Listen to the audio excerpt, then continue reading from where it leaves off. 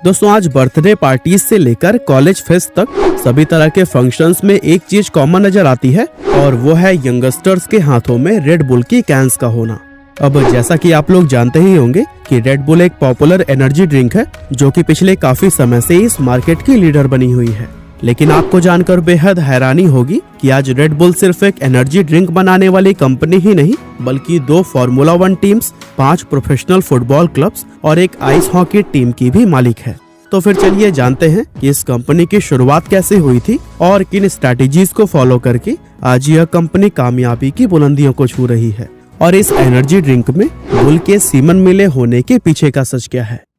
तो दोस्तों red bull की शुरुआत साल 1976 में थाईलैंड के अंदर हुई थी, जहां चेलियो युविद्या नाम के एक लोकल बिजनेसमैन ने इसे मार्केट में इंट्रोड्यूस करवाया था। दरअसल उन दिनों थाईलैंड में एक जापान की एनर्जी ड्रिंक लिपोविडॉन डी काफी फेमस हुआ करती थी, जो कि लोगों को एक दवाई की बोतल में मिला करती थी। ये एनर्जी ड्रिंक काफी ज्यादा महंगी थी, जिसकी वजह से इसे सिर्फ अमीर लोग ही खरीद पाते थे और इसी के चलते चेलियो के मन में ये विचार आया कि क्यों ना एक ऐसी एनर्जी ड्रिंक बनाई जाए जिसे अमीर ही नहीं बल्कि गरीब लोग भी आसानी से खरीद सके। अब चूंकि चेलियो बैंकॉक के अंदर अपनी खुद की एक फार्मास्यूटिकल कंपनी चलाया करते थे, तो फिर ऐसे में उन्होंने बड़ी ही आसानी से लिपोविडॉन डी के फॉर्मूला में थोड़ी बहुत फेरबदल करके एक नई एनर्जी ड्रिंक तैयार कर दी और उस नई ड्रिंक का नाम उन्होंने क्रेटिंग डेइंग रखा था, जहाँ पर क्रेटिंग का मतलब लाल यानी कि रेड और डेइंग का मतलब इंडियन बाइसन यानी कि बुल होता है। चेलियो की ये नई ड्रिंक सस्ती होने के साथ ही स्वाद में भी काफी अच्छी थी,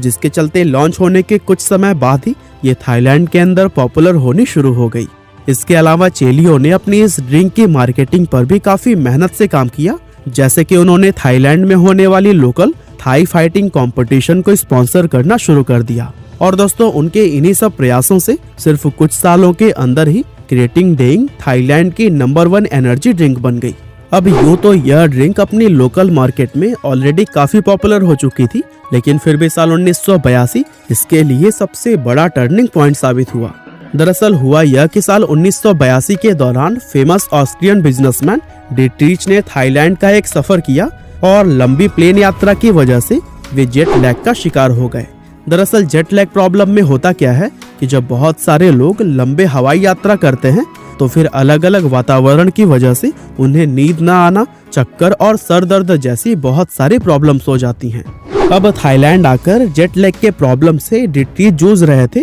तभी उन्हें किसी ने सजेस्ट किया कि क्रेटिंग डेइंग पीने से उनकी यह प्रॉब्लम ठीक हो जाएगी और इसीलिए उन्होंने तुरंत ही इस एनर्जी ड्रिंक की एक बोतल पी ली। और दोस्तों इस ड्रिंक को पीते ही उनका जेट लैग वाकई में तुरंत ठीक हो गया। डिट्रीच को यह ड्रिंक इतनी पसंद आई थी कि उन्होंने उसी समय यह तय कर लिया कि वे इस ब्रांड को थाईलैंड से अपने देश ऑस्ट्रेलिया जरूर लेकर जाएंगे, लेकिन अपनी आर्थिक स्थिति के चलते वे इस काम को अकेले नहीं कर सकते थे। असल में डिट्रीच उस समय ब्लेंडेक्स नाम की एक टूथपेस्ट बनाने वाली कंपनी के अंदर मार्केटिंग की जॉब किया करते थे, यहाँ तक कि थाईलैंड में भी वे अपनी इसी जॉब के ही काम से आए हुए थे। इसीलिए उन्होंने क्रेटिंग डेइंग के मालिक चेलियो के साथ में एक मीटिंग की और उन्हें उनकी एनर्जी ड्रिंक को ऑस्ट्रिया में लॉन्च करने का अपना प्लान बताया। अब चेलियो को डिट्रीच का वो प्लान पसंद आ गया, जिसके बाद से दोनों ने $500,000 लगाकर एक नई कंपनी शुरू की, जिसमें कि दोनों 49% के मालिक बन गए थे,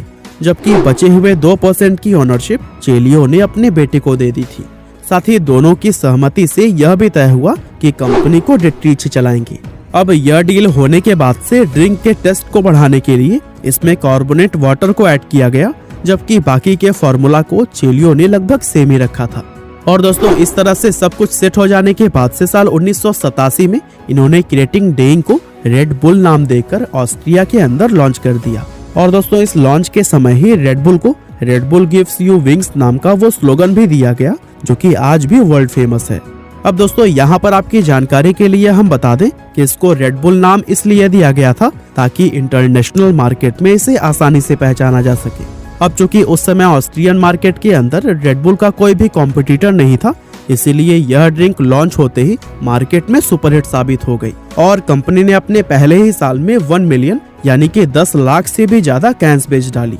हालांकि रेड बुल की शुरुआत बहुत ही जबरदस्त हुई थी, लेकिन उस समय कंपनी को कई तरह की मुश्किलों का भी सामना करना पड़ा। दरअसल रेड बुल को काफी तेजी से ग्रो करता हुआ देखकर कुछ दूसरी कंपनीज उनके विरोध में खड़ी हो गई थी। यहाँ तक कि जर्मनी के अंदर तो इस एनर्जी ड्रिंक को पूरी तरह से बैन भी कर दिया गया था। साथ ही मार्केट में यह अफवाह फैलाई जाने लगी थी कि रेड बुल सेहत के लिए बहुत ही ज्यादा हानिकारक है। और तो और इसके बारे में एक अफवाह तो यह भी फैलाई गई थी कि इसे बुल के सीमन यानी कि वीर्य से बनाया जाता है। असल में दोस्तों रेड बुल के अंदर टॉरिन नाम का एक कंपाउंड मिलाया जाता है जो कि इंसान की बॉडी में एक एनर्जी बूस्टर की तरह काम करता है। ऐसे में लोगों के बीच यह झूठ फैलाया गया कि रेड बुल में मिलाया जाने वाला टॉरिन बुल के सीमन से निकाला जाता है, जबकि सच्चाई तो यह है कि इसको किसी भी जानवर के सीमन से नहीं बल्कि लैब के अंदर सिंथेटिक तरीके से बनाया जाता है।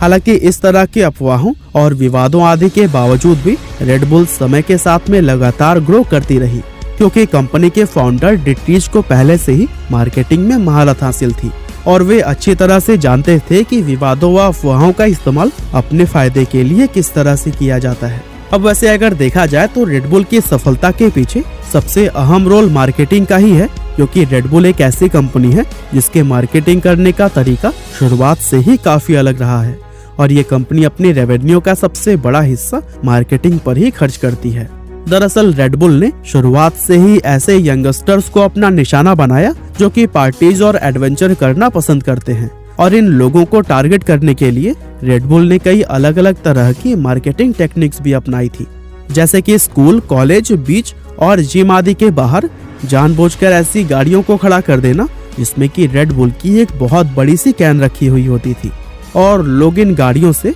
मुफ्त में ही रेड बुल का सैंपल टेस्ट कर सकते थे। इसके अलावा यंग लोगों की पार्टीज में फ्री रेड बुल कैंस को बंटवाना और उन पार्टीज को स्पॉन्सर करना भी इस कंपनी के मार्केटिंग का हिस्सा था। और इतना ही नहीं, रेड बुल ने कई तरह के स्पोर्ट्स जैसे wind surfing, Cliff diving, rock climbing और फार्मूला 1 आदि को स्पॉन्सर करना भी शुरू कर दिया था, क्योंकि यंगस्टर्स को सबसे ज्यादा दिलचस्पी इसी तरह के स्पोर्ट्स में हुआ करती थी। और दोस्तों इन सब तरीकों से रेड बुल बहुत ही कम समय में यंगस्टर्स के बीच काफी ज्यादा पॉपुलर हो गई और इसकी सेल्स बेहद तेज रफ्तार से ऊपर की तरफ बढ़ने लगी। यहाँ तक कि शुरुआत में जहाँ रेड बुल पूरे साल में मुश्किल से 1 मिलियन कैंस ही बेच पाती थी, वहीं 1997 तक आते आते यह हर रोज ही 1 मिलियन से भी ज्यादा कैंस को सेल करने लगी थी। इसके अलावा जहाँ दूसरी कंपनियां किसी एक बड़े स्टार खिलाड़ी को अपना ब्रांड एम्बेसडर बनाकर उससे अपना प्रोडक्ट प्रमोट करवाती थी, वहीं रेड बुल ने सोचा कि सिर्फ एक खिलाड़ी को पैसा देने से अच्छा क्यों न एक पूरी टीम को ही खरीद लिया जाए और फिर उस टीम के सभी प्लेयर से अपने ब्रांड को प्रमोट करवाया जाए। और यही सोचकर कंपनी ने कई अलग अलग स्पोर्ट्स टीम को खरीद लिया था, जिसके चलते आज red bull football, formula 1, ice hockey और स्केटबोर्डिंग जैसे 11 अलग अलग स्पोर्ट्स की 17 से भी ज्यादा टीम्स को ऑन करती है और इन टीम्स में खेलने वाले सभी प्लेयर्स रेड बुल को पूरी दुनिया में ही प्रमोट करते हैं। इसके अलावा रेड बुल दुनिया में बनाए जाने वाले अलग अलग तरह के वर्ल्ड रिकॉर्ड अटेम्प्ट को भी कवर और स्पॉन्सर करती है। फॉर एग्जाम्पल साल 2012 में ऑस्ट्रियन स्काई डाइवर फेलिक्स की स्पेस जंप को भी रेड बुल ने ही स्पॉन्सर किया था, जहां कंपनी ने इस पूरे प्रोजेक्ट पर $50 मिलियन खर्च किए थे।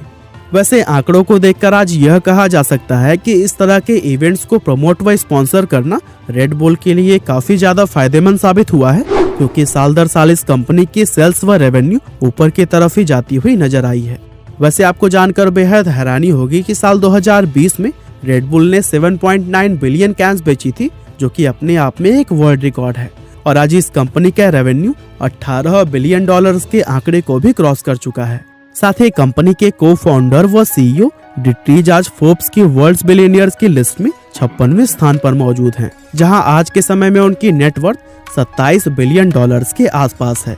और दोस्तों वहीं चेलियो की मृत्यु 17 मार्च 2012 को ही हो चुकी है। बाकी दोस्तों आज की हमारी इस वीडियो में तो बस इतना ही था। यह वीडियो आपको कैसी लगी हमें कमेंट करके जरूर बताइएगा। आपका बहुमूल्य समय देने के लिए बहुत बहुत धन्यवाद।